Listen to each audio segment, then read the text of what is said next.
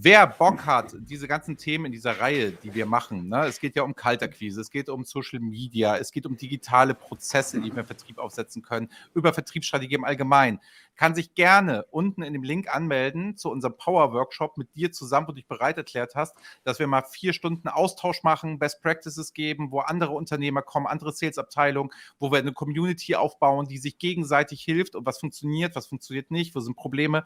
Gerne unten anmelden. Wir machen das off the record. Das wird dann halt so sein, dass ich es ein bisschen moderiere, ein bisschen meine Unternehmersicht. Ich hoffe, ich lerne auch ganz, ganz viel dazu, weil ich bin ja nicht hauptsächlich Vertriebler am Ende des Tages, sondern ich bin der Geschäftsführer der Firma und mache Dashboards den ganzen Tag für große Konzerne. Ich kann natürlich ein bisschen auch mal Tipps geben, wie man große Konzerne closed im B2B. Da glaube ich, bin ich relativ gut drin. Das mache ich 8 Jahre ja jetzt schon sehr erfolgreich. Aber wird natürlich deine Bühne sein.